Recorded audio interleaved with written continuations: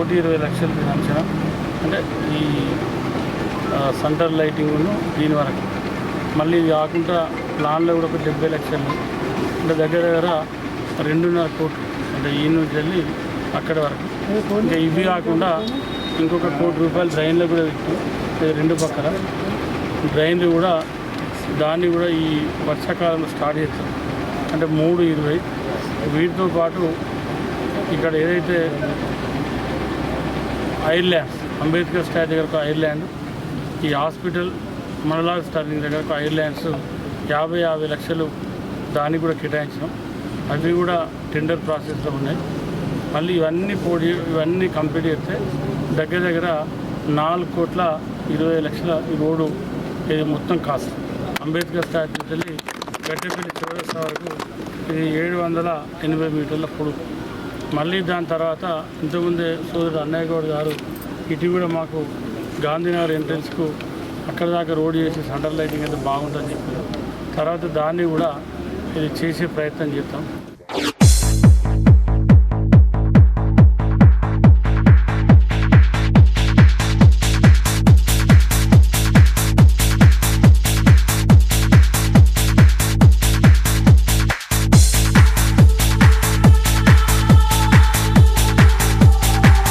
ఈరోజు మనకు CBSE application రావడం జరిగింది. 2026-27 నుంచి మన స్కూల్ని సిబిఎస్ఈగా కన్వర్ట్ చేస్తున్నామని చెప్పడానికి నేను చాలా సంతోషిస్తున్నాను.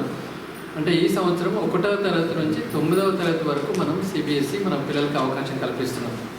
ఆల్ ఫోర్స్లో ఉన్న పిల్లలు కూడా సిబిఎస్ఈకి, అంటే కొద్ది రోజులు ఎలా ఉంటుంది అంటే స్టేట్లో ఉండొచ్చు ఈ పిల్లలు, సిబిఎస్ఈలో ఉండొచ్చు. ఫోర్స్ చేసి సిబిఎస్ఈకి మనం పంపించలేం.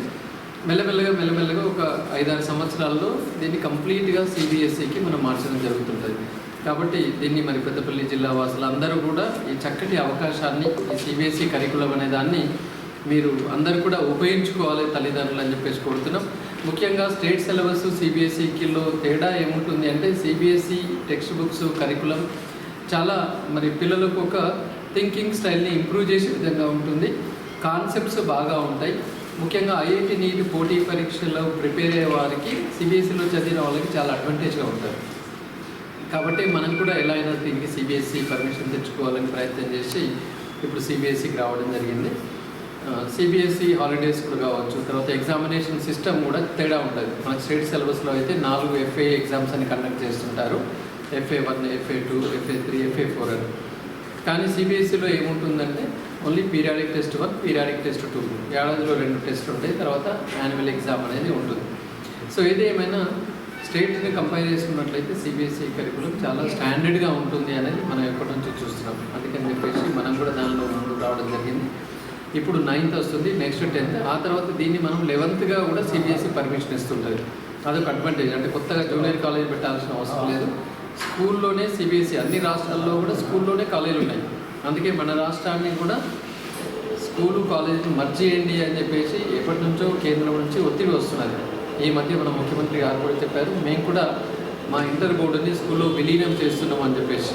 మళ్ళీ నిన్న చెప్పారు ఈ సంవత్సరం మనం చేయట్లేదు, ఇంకొక సంవత్సరం తర్వాత చేస్తున్నామని. అంటే భారతదేశంలో చాలా దగ్గర కూడా ఇంటర్మీడియట్ అన్న పదం ఉండదు, స్కూల్లోనే కలుస్తుంది 11th, 12th కూడా. అందుకే 9, 10, 11, 12 న్యూ ఎడ్యుకేషన్ పాలసీలో కూడా ఒక గొడుగు కిందికి తీసుకుని రావడం జరిగింది. తన వాళ్ళు పేరెంట్స్ అందరూ కూడా ఈ సదా అవకాశాన్ని ఉపయోగించుకొని మరి మీ పిల్లలకు ఉజ్వల భవిష్యత్తును అందించడానికి మాకు కూడా అవకాశం ఇవ్వాలని చెప్పేసి కోరుకుంటూ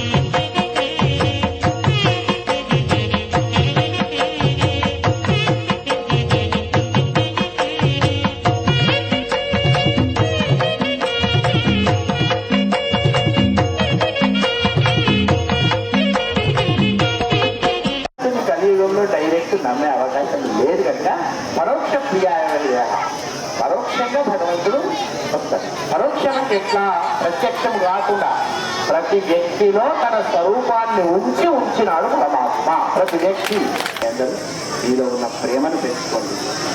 ప్రపంచమంతా ప్రేమ మీద ఆధారపడి ఉంటుంది కాబట్టి ప్రేమ, విశ్వాసము, సత్యంగా ఉంటూ పరమాత్మను సేవ చేసుకుంటూ పరోపకారం చేసుకుంటూ పెద్దల్ని గౌరవిస్తూ ఉండాలని ఆ శక్తిని ప్రసాదించాలని గురువుగారు అర్థిస్తూ భక్తాంజనేయ స్వామి నూతన దేవాలయ విగ్రహ ప్రతిష్ట కార్యక్రమం ఈరోజు జరగడం, మరి ఆ కార్యక్రమంలో నేను కూడా పాల్పంచుకోవడం, గురించి ఈ దేవాలయాన్ని పూర్తి చేసుకోవడం చాలా సంతోషకరం.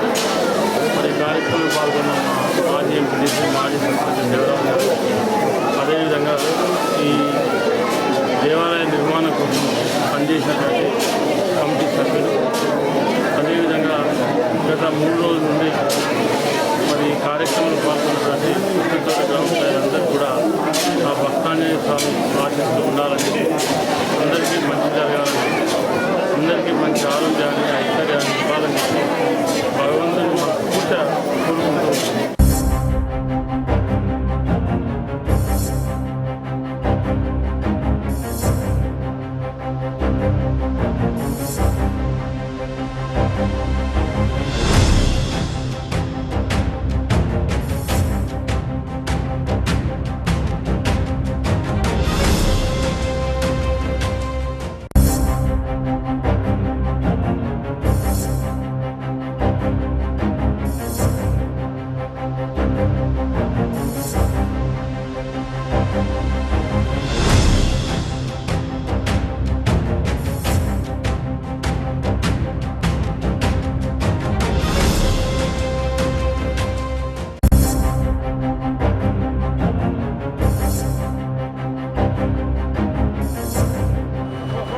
తాగి మొత్తం ఫుల్ తాగి నడిపిండు. మన జనాలు వాహన చోదకులు మనకు చెప్పడం వల్ల ఇక్కడ నేను మన ప్యాంట్ వద్దకు రాగానే, నా డ్యూటీ ప్యాంట్ దగ్గర రాగానే నేను ఇక్కడ పక్క పెట్టించి ఆపి ఇక్కడ మన కన్సల్ట్ సుత్తనాథ్ ల్యాండ్ ఆర్డర్ పోలీసుకు అప్పచెప్పాను.